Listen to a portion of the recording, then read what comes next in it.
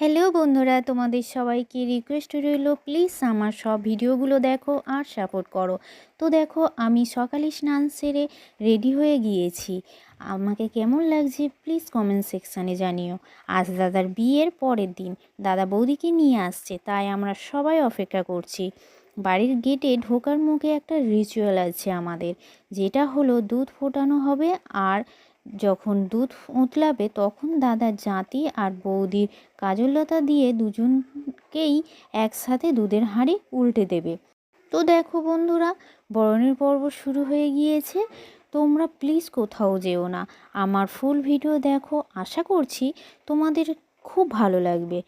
আজকে অনেক মজার মজার রিচুয়াল আছে, যেগুলো তোমাদের সাথে শেয়ার করছি।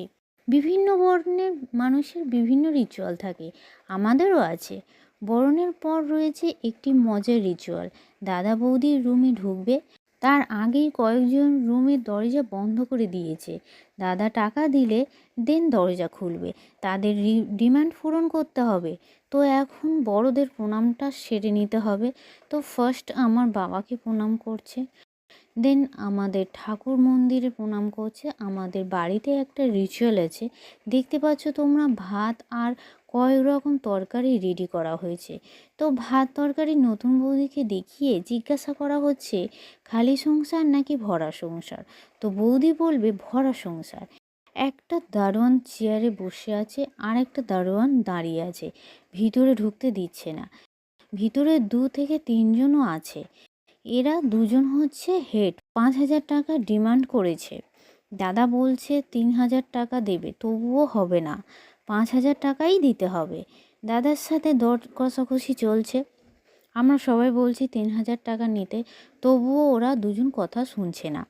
আর দেখো, এই গরমে প্রচণ্ড কষ্ট হচ্ছে। বেচারা দুজনের এতটাই কষ্ট হচ্ছে যে বসে গিয়েছে। প্রায় ঘন্টাখানেক ধরে দর কষাকষি চলছে। সত্যি কথা বলতে বাঙালির এই রিচুয়ালটা আমার একদম পছন্দ না। এই সব কাজ ছোট লোকেরা করে, এদেরকে ভিখিরিপনা বলা হয়। রিচুয়ালের নাম করে মজার ছলে টাকা লুটে নেওয়া। আমার মতো তোমাদেরও কি এই রিচুয়ালটি পছন্দ না? কমেন্ট সেকশানে অবশ্যই জানিও। ফাইনালি দাদা 5,000 টাকা দিল, দেন দরজা খুলে দিল। তো দেখো, আর একটা রিচুয়াল শুরু হচ্ছে। এটা হলো কড়ি এবং জাঁতি কাজললতা খেলা।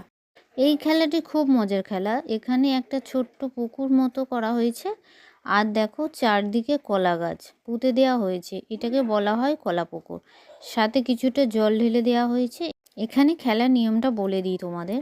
বর 3 বার ও বউ 3 বার করে কড়ি লুকিয়ে রাখবে। যে 3 বার খুঁজে পাবে সে জিতে যাবে, আর যে 3 বার কম খুঁজে পাবে সে হেরে যাবে। যখন বরের দান হবে তখন জাঁতি খেলা হবে, আর বর শক্ত করে হাতের মুঠোর মধ্যে জাঁতি ধরে থাকবে, আর বউকে সেটাকে হাত থেকে ছাড়িয়ে নিতে হবে। যদিও 3 বারই ছাড়িয়ে নিতে পারে তাহলে বউ জিতে যাবে। আর যখন বউয়ের দান হবে তখন বউ কাজললতাকে হাতের মুঠোর মধ্যে শক্ত করে ধরে থাকতে হবে। বর সেটাকে হাত থেকে ছাড়িয়ে নিতে পারলে 3 বারের বেশি, তাহলে বর জিতে যাবে। আর যদি 3 বারের কম ছাড়াতে পারে তাহলে হেরে যাবে। সত্যি বলতে এটা খুব হাসির আর খুব মজার একটা খেলা। এর মধ্যে আমার বিয়ের স্মৃতি তোমাদের সাথে শেয়ার করি। আমার আর হাজব্যান্ডের কড়ি খেলাতে আমি জিতেছিলাম, আর জাঁতি খেলাতে আমি হার মেনে নিয়েছিলাম, কারণ তখন আমার নেল এক্সটেনশন করা ছিল। আমার হাজব্যান্ডের হাত থেকে জাঁতি ছাড়িয়ে নিতে গেলে আমার নেল ভেঙে যাবে। তাই এই খেলার নাম হচ্ছে ধান চুরি। এই যে দেখছো, বৌদি মাথায় ধান নিয়ে রুমে ঢুকছে, আর দাদা ধান ফেলতে ফেলতে যাচ্ছে। এবার এই ধানগুলোকে ভাগ করে রেখে যে ধানগুলো দাদা ফেলেছিল সেই ধানগুলো দুজনে কুড়িয়ে নিয়ে আসবে। তো সেই সুযোগে দেখো, 1 ভাগ ধান লুকিয়ে রাখা হয়েছে। এবার দুজনে এসে ধান মেপে দেখছে। যখন বুঝতে পারবে ধান মাপে কম হয়েছে, তখন দুজনকে চুরি করা ধান খুঁজে বের করতে হবে। তো দেখো, এখানে দাদা ধানের ভাগ কম দেখে বুঝতে পেরেছে যে ধান চুরি করা হয়েছে। তো দাদা সাথে সাথে খোঁজা শুরু করে দিয়েছে।